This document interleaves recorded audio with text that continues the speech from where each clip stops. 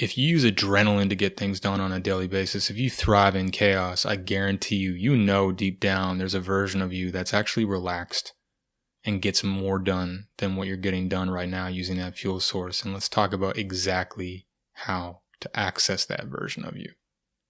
So there's a false binary that says you're either up in problem solving mode, adrenaline, thriving in chaos, or you're down, you're relaxed, you're on the couch watching Netflix, eating Cool Ranch Doritos. But that's not true. There's a sweet spot. There's a middle zone. It's called relaxed focus, but you have to train for it. Normally it happens to you as a fluke when you're hiking or watching a beautiful sunset or playing a sport, but you can live your life in that state of relaxed focus.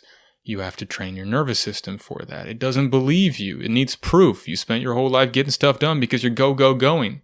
So all of a sudden you're trying to slow down. It's like, no, we can't slow down. We'll become lazy. We won't get anything done. So you need to access that relaxed focus where things flow smoothly, where slow is smooth and smooth is fast. And you do that with two tools. One, meditation, which is like, I don't like that word. But instead, think of that as training your nervous system to access a state of relaxed focus first thing in the morning so that you're ahead of the curve. So that instead of ramping up your nervous system to go into the mode that it normally gets in, you intercept it ahead of the pass. You create that state of relaxed focus so you can easily create that chicken or the egg effect where it starts to trust, hey, I'm getting stuff done throughout my day, but it's a lot easier and more effective. I'm more efficient overall. The other thing is the letting go technique or somatic experience, and you can do this using tracks that you can find over here. You do this maybe at night when you're a little bit more relaxed. You let up those suppressed energies and emotions that you haven't been feeling that are contributing to a stressful baseline. You progressively empty that trash heap a little bit at a time so that your nervous system finds a calmer baseline.